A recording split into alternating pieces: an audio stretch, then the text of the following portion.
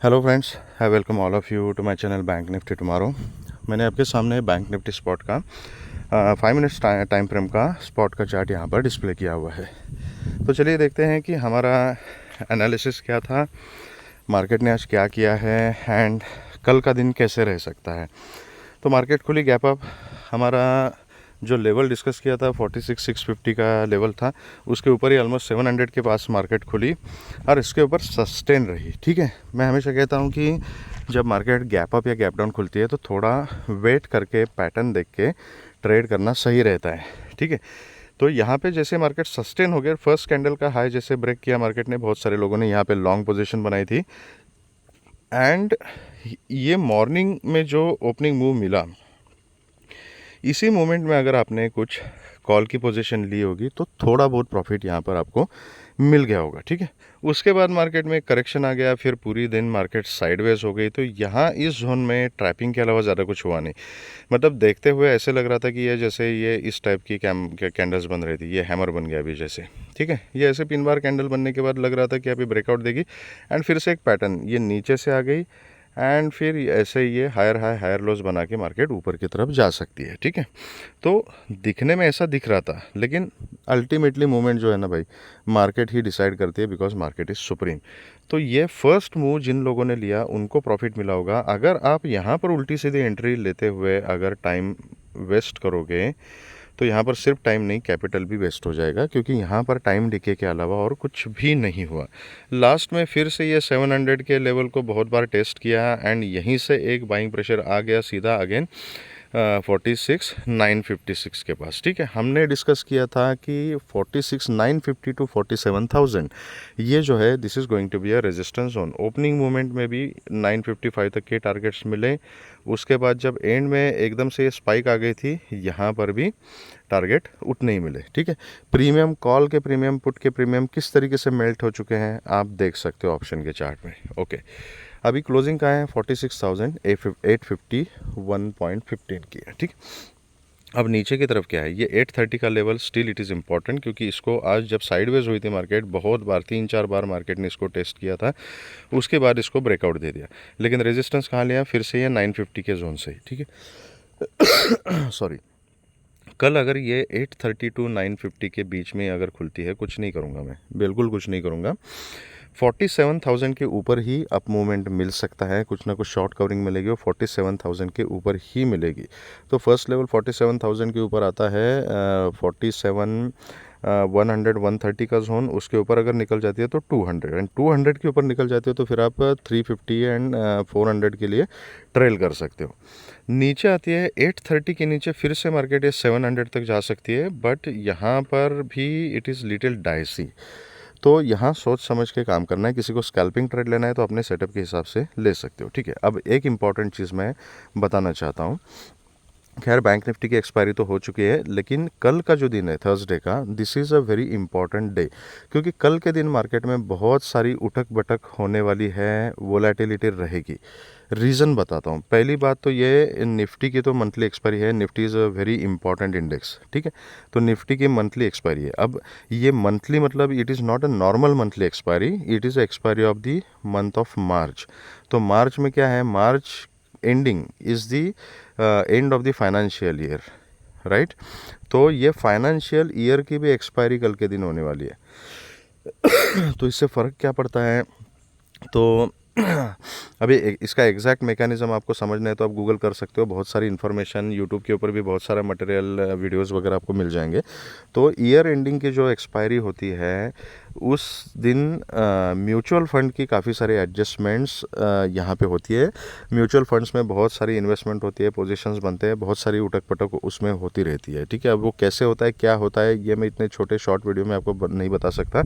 Google कीजिएगा, बहुत सारा इन्फॉर्मेशन है, आपको सब मटेरियल रेडी मिल जाएगा, वहाँ से आप इसको समझने की कोशिश कर सकते हो। ठीक है, दूसरी चीज़, फ्राइडे सैटरडे संडे इस वीक में भी ये 3 दिन हॉलीडे आ रहा है। तो कल के बाद जो मार्केट खुलेगी सीधा मंडे को खुलेगी, 3 दिन तक का हॉलीडे रहेगा। तो सेंसेक्स की एक्सपायरी भी कल के दिन ही होगी। ठीक है, दूसरी चीज़, अगर 3 दिन हॉलीडे है तो कल के दिन जो है towards the and in second half हो सकता है मैक्सिमम पोजीशन जो है वो क्लियर हो जाएंगे, मतलब लोग वाइंड अप करेंगे कोई ऐसे कंडीशन में पोजीशन को कैरी करना कोई प्रेफर नहीं करेगा unless it is a next expiry, ठीक है। तो नेक्स्ट एक्सपायरी की मैं बात ही नहीं कर रहा हूँ, जो प्रेजेंट एक्सपायरी की पोजीशंस लोगों ने ले रखी है, सेलर्स पॉइंट ऑफ व्यू से मैं बोल रहा हूँ, तो उससे क्या हो जाएगा, मैक्सिमम टू मैक्सिमम पोजीशन जो है वो टुवर्ड्स सेकंड हाफ वहाँ पे लोग जो है वो एग्जिट करेंगे, ठीक है। तो accordingly that can trigger some movement towards इधर अपसाइड और डाउन साइड, डिपेंड्स कि किस तरीके से मार्केट कहाँ पे क्या बिहेव करती है। तो इतनी सारी चीज़ें कल के दिन में है, तो बहुत सोच समझ के ही काम करना है, ठीक है।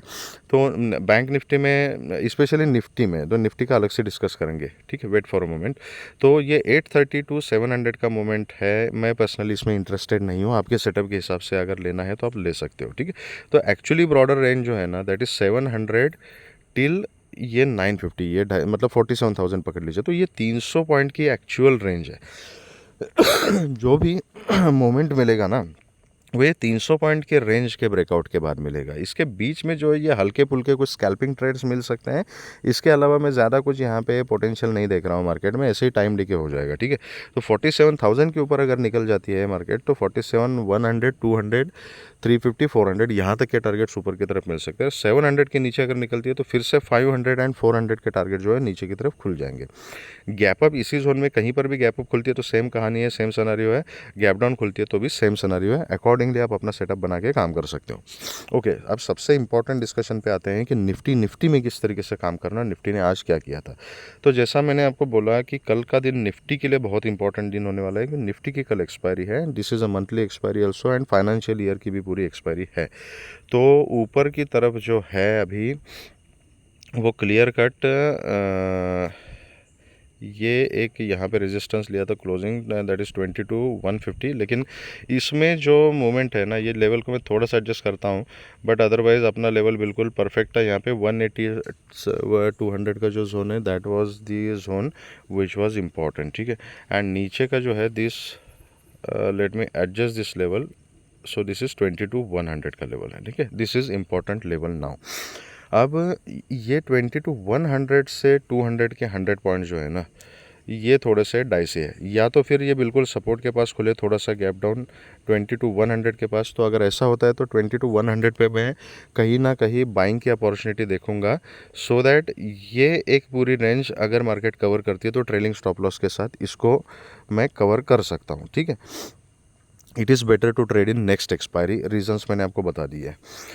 तो अकॉर्डिंगली इस रेंज को मैं ट्रेड कर सकता हूँ। या तो ये यहाँ पे ऊपर खुले और ऊपर खुलने के बाद फिर यहाँ से रिजेक्शन ले ले, लेकिन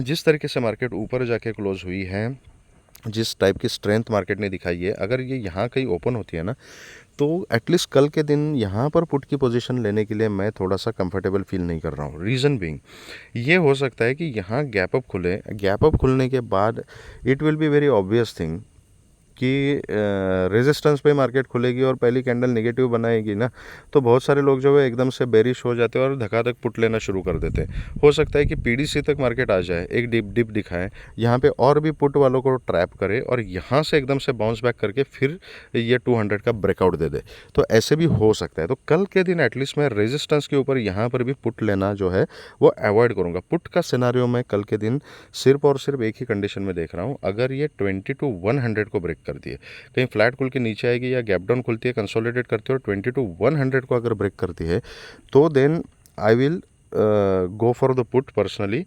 एंड फिर नीचे जो है वो फर्स्ट टारगेट जो मिलेगा आपको यहाँ तक का मिलेगा, दैट इज़ 2250 का। 2250 will be first target, then 22,000 will be the second target, और उसके नीचे फिर 970, 950 एंड 900 तक के टारगेट जो है वो खुल जाएंगे। Accordingly we can trail the stop loss. लेकिन यहाँ पर थोड़ा सा डाइसी है, अगर इसके जब तक ये 22,100 के ऊपर मार्केट है ना, मैं पुट के बारे में नहीं सोचूंगा। It is very dicey and very risky.